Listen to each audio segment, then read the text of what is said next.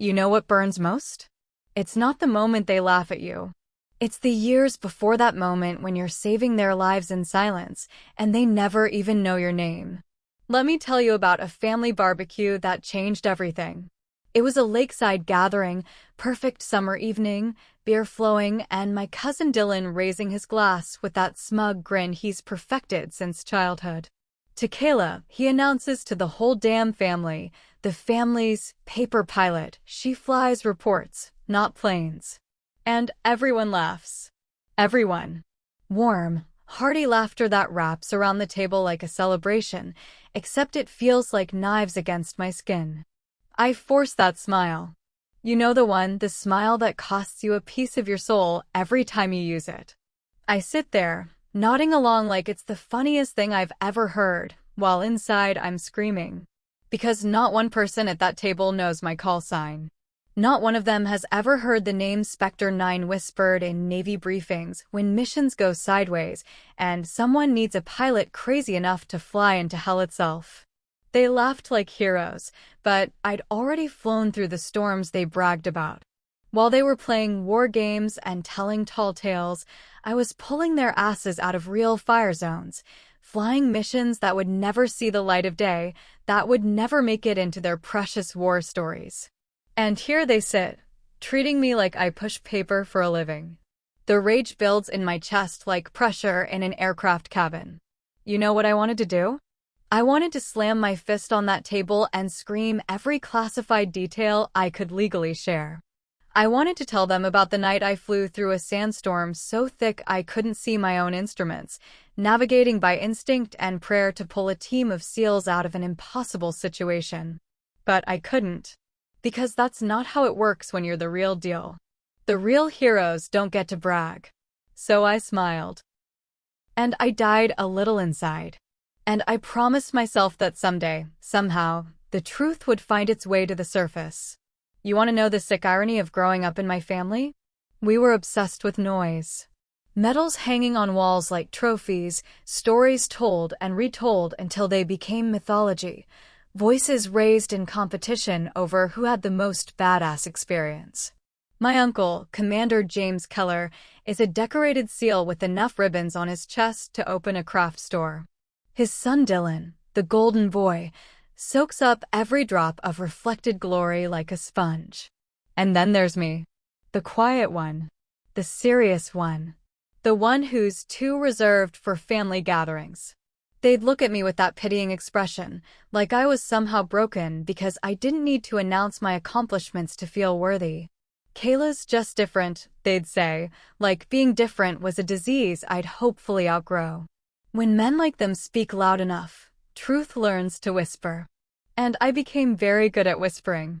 I became very good at existing in the spaces between their words, in the silence they created with their noise. They taught me that my worth was measured by how much sound I made, and since I made very little sound, I must not be worth very much. But silence became my shield. While they were busy performing their masculinity for each other, I was actually living it. Flying solo missions into hostile territory, making split-second decisions that kept people alive, carrying the weight of classified operations that would give them nightmares. The smell of burnt hydraulic fluid still visits my dreams. The scream of engines under stress, the radio chatter of men whose lives hang in the balance, the way time stretches like taffy when you're threading the needle between life and death at 300 miles per hour. These are the sounds that haunt me. Not the laughter around a barbecue table, but the desperate voices crackling through my headset. Specter 9, we need immediate extraction. We've got wounded and hostiles closing fast. Those are the voices that matter. Those are the voices that know my worth. I remember one mission in particular, flying low-altitude extraction in a war zone that officially doesn't exist on any map. The kind of flight that never makes the news because acknowledging it would mean acknowledging we were there in the first place. Sand whipping against my windscreen like bullets, visibility near zero, GPS systems jammed by enemy interference. Flying by instinct and feel, following the sound of gunfire to find men who needed saving. That night, I pulled 8 seals out of hell. 8 men who went home to their families because I was willing to fly into a storm that should have killed us all. 8 men who probably never knew my name, never knew that their lives hung in the balance of a paper pilot who wasn't supposed to be capable of real heroics. But here's the kicker. Here's the part that makes my blood boil years later. One of those 8 men was Commander James Keller, my uncle. The man whose son just called me a paper pilot in front of our entire family. The mission was classified, my identity hidden to protect operational security. Standard procedure when you're doing things that technically never happened. But the irony cuts deep as a blade. The man whose life I saved is the same man who sits silent while his son mocks me today. The man who owes his continued existence to my skills as a pilot lets his family treat me like I'm playing pretend in the sky. He knew who I was. When those after-action reports crossed his desk, when he debriefed with his team, when they talked about the mysterious pilot who materialized out of a sandstorm like some kind of guardian angel, he knew. He'd seen my face in that cockpit. He'd looked into my eyes as I helped load his wounded teammate into my aircraft. He knew exactly who Specter 9 was. But silence made his story cleaner. It was easier to let them think some nameless hero saved his life than to admit his niece, the quiet one, the serious one, the one who never made enough noise to matter, was the reason he came home. It was easier to preserve the narrative that women in his family were support staff, not the ones doing the actual saving. The betrayal burns worse than any enemy fire I've ever flown through. This wasn't just family dynamics or casual sexism. This was active erasure. This was a man who knew my worth choosing to let others diminish it because the truth was inconvenient to his worldview. That night after the barbecue, I couldn't sleep. The lake behind the house called to me like it always had as a kid, but this time I walked down there carrying the weight of years of swallowed truth. The moon was fractured across the water, broken into 1,000 silver pieces that reminded me of shattered glass. Like my patience. Like my faith in family loyalty. I'm standing there, feet in the sand, when I hear footsteps behind me. Uncle James, beer in hand, moving with that careful precision that 20 years in the military teaches you. He doesn't say anything at first, just stands next to me watching the water. The silence stretches between us like a minefield. Finally, he speaks. "You're still flying, aren't you?" Such a simple question, but loaded with everything he's not saying. I nod, not trusting my voice yet. "Thank you," he whispers. "You saved my men." And there it is. The acknowledgement I've been waiting for. The validation that I risked my life for his team, and he remembers. He knows. He's known all along. But I don't thank him back. The anger in my chest burns too hot for gratitude. And yet, you let them laugh. His silence confirms everything. He can't deny it because we both know it's true. He chose comfort over truth. He chose the easy lie over the hard conversation. He chose to protect Dylan's feelings over protecting my dignity. I turn to face him, and in the moonlight I can see the shame in his eyes. "You chose comfort over truth," I say, my voice steady as an aircraft in level flight. "I won't make that mistake again." The words hang in the air between us like a declaration of war. This is the moment I stop being the accommodating niece who swallows her truth to keep family peace. This is the moment I decide that silence, my old shield, will become my weapon. 2 summers later, I return to that same backyard wearing confidence like a new uniform. Not the forced smile of someone pretending everything's fine, but the calm assurance of someone who knows exactly what they're worth and doesn't need anyone else's permission to claim it. I've spent 2 years flying more missions, earning more commendations, building a reputation that extends far beyond the classified world of Black Ops. Same backyard. Same folding chairs arranged around the same picnic table. Same smell of charcoal and beer. Same cousin Dylan, though now he's reinvented himself as a fitness influencer who runs SEAL training boot camps for civilians with more money than sense. He's got the hashtags and the motivational quotes, the carefully staged Instagram photos of him doing burpees in sand pits. "You still doing your flight simulator stuff?" he asks, that same condescending tone wrapped in false concern. The family chuckles, waiting for me to shrink back into my assigned role as the quiet one who takes the jokes and asks for more. This time, I smile differently. This time, the smile comes from a place of power, not pain.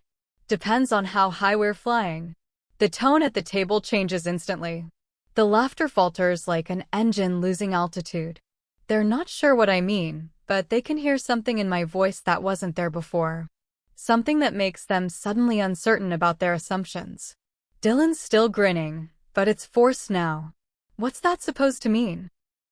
It means, I say, taking a sip of my beer with deliberate calm, that some of us have been flying higher than others realize. The conversation shifts around me like weather patterns, people suddenly finding other topics to discuss. But I can feel eyes on me, curious now instead of dismissive. They're starting to sense that something has changed, that the dynamic they've relied on for years might not be as solid as they thought. Among the guests tonight is Chief Mason, a retired SEAL who served under Uncle James back in the day. Grizzled veteran with 30 years of stories and the kind of presence that commands attention even in civilian clothes. He's been nursing the same beer for an hour, listening to Dylan's latest tale about training weekend warriors to crawl through mud. Chief Mason sets down his bottle and leans back in his chair. "You know," he says, his voice cutting through the chatter like a knife through paper, "you boys remind me of a story." The table goes quiet. When Chief Mason tells a story, people listen. "This was maybe 8-9 years ago," he continues, his eyes distant with memory. "Bad situation overseas. Can't say where, but let's just say it was the kind of place where the sand tries to kill you as much as the enemy.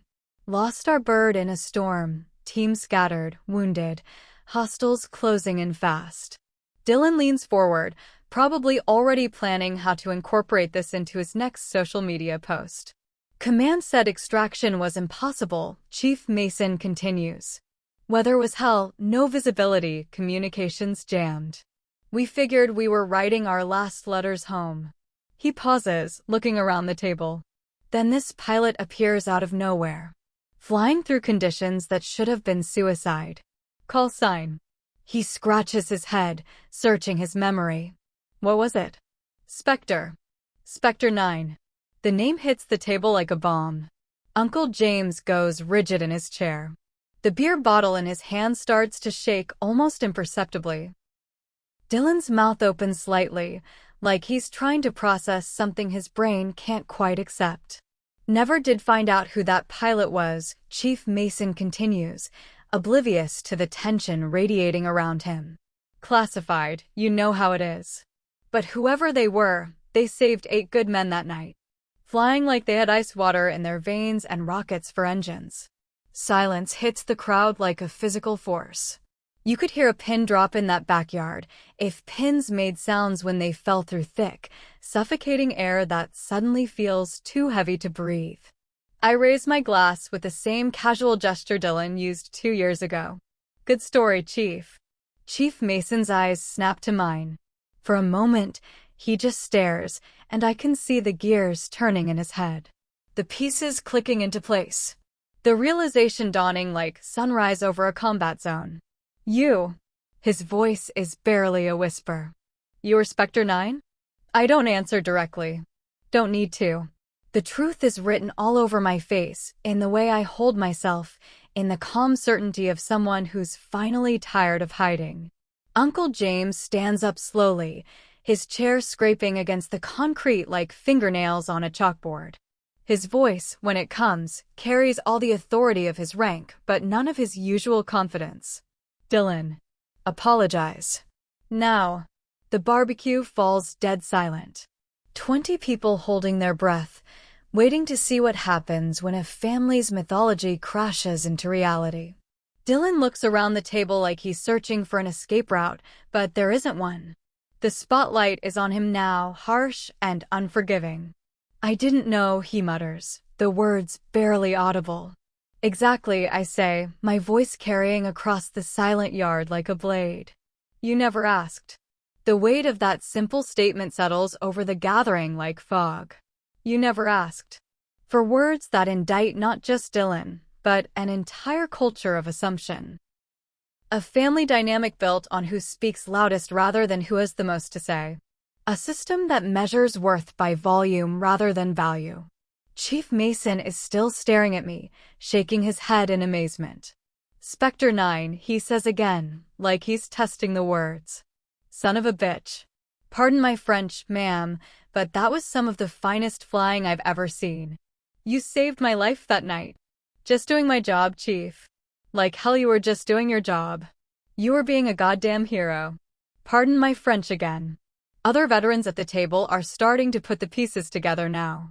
Whispered conversations, meaningful looks, the kind of recognition that passes between people who understand what it really means to serve. The civilian family members sit in stunned silence, trying to reconcile the woman they thought they knew with the pilot who's apparently legendary in certain circles. Uncle James reaches into his pocket, his movements deliberate and formal. He pulls out a worn mission coin, the metal polished smooth by years of handling. It's engraved with a winged insignia that catches the light from the tiki torches.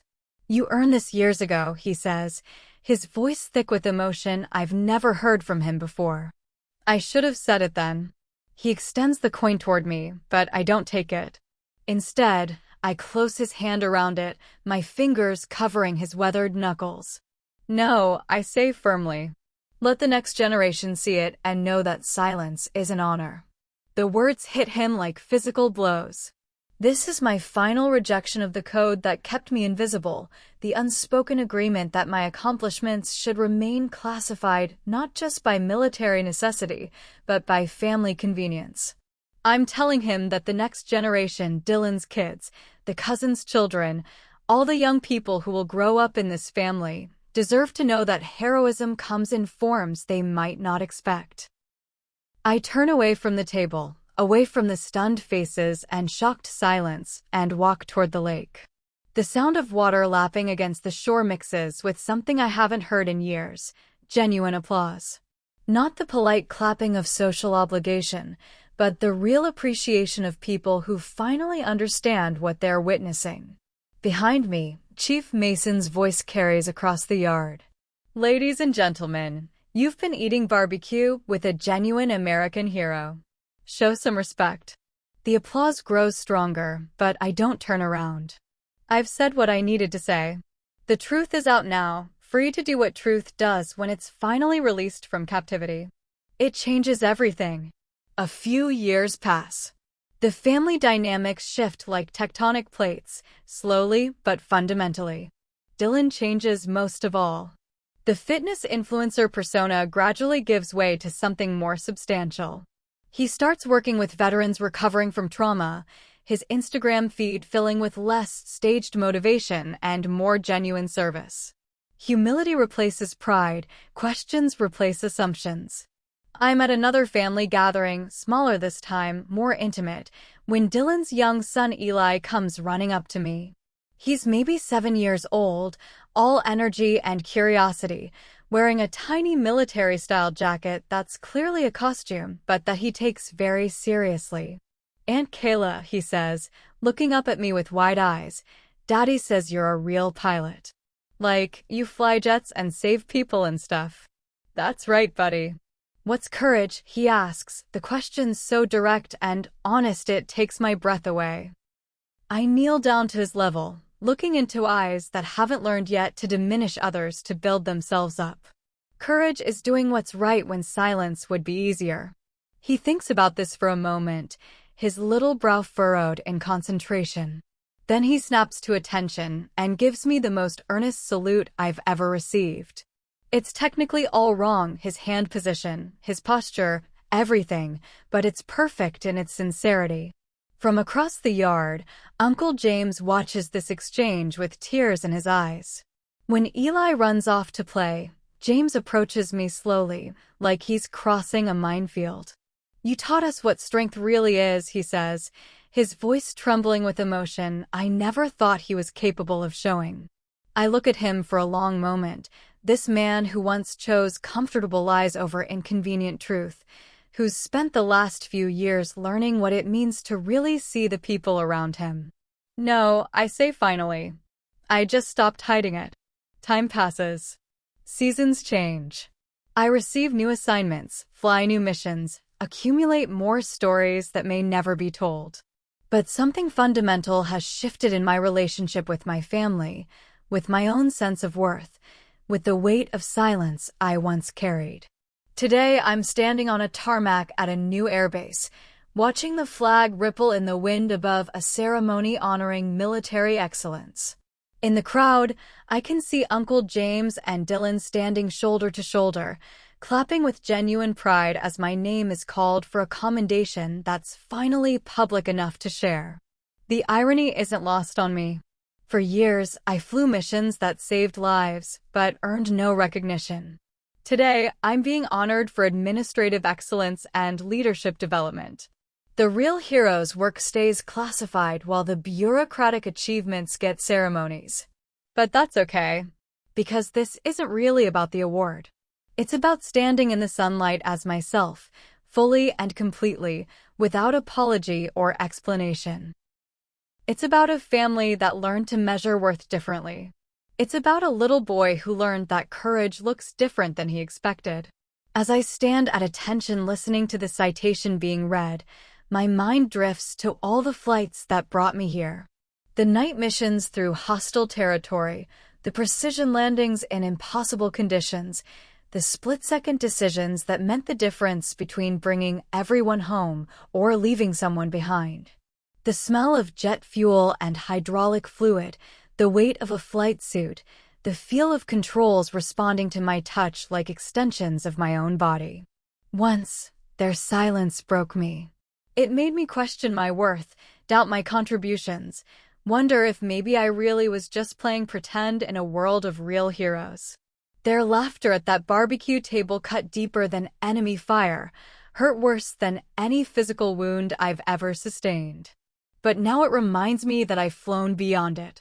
I've climbed above the clouds of their limited expectations and found clear sky on the other side. Their silence no longer has the power to define me because I've learned to speak my own truth. The ceremony concludes with jets flying overhead in perfect formation, their engines writing temporary signatures across the blue canvas of sky. As I watch them disappear into the distance, I think about all the times I've been the one in that cockpit, carrying the hopes and lives of people who trusted me to bring them home safely. The sky remembers what the ground forgets. Up there, in the thin air where only the most skilled and brave dare to fly, there are no family dynamics or gender assumptions or quiet voices being drowned out by louder ones. There's only competence and courage, skill and determination, the eternal test of whether you can handle the machine and the mission. That's where I found myself. Not in family barbecues or awards ceremonies or moments of public recognition, but in the pure, unforgiving honesty of flight. Every takeoff is a question, are you good enough? Every landing is an answer, yes, you are. They can laugh at paper pilots all they want. They can make their jokes about flight simulators and desk jobs and women who don't understand real combat. But when the call comes through the radio, when voices crack with desperation and lives hang in the balance, they know who to call. They call Specter 9. And I answer. Every single time. The truth is written in my flight logs, in classified after-action reports, in the grateful eyes of men who came home because I was willing to fly into hell to get them. It's written in the sky itself, in contrails that fade but leave their mark on the infinite blue. I am not their paper pilot. I am not their quiet niece who needs to be more outgoing. I am not their broken bird who never learned to sing loud enough. I am Specter 9.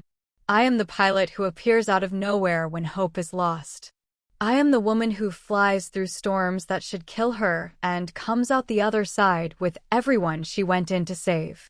And finally, beautifully, painfully, completely, I am free. The weight of carried silence has lifted from my shoulders like an aircraft achieving takeoff velocity. What once felt heavy as armor now feels light as air. The truth isn't a burden anymore. It's lift beneath my wings.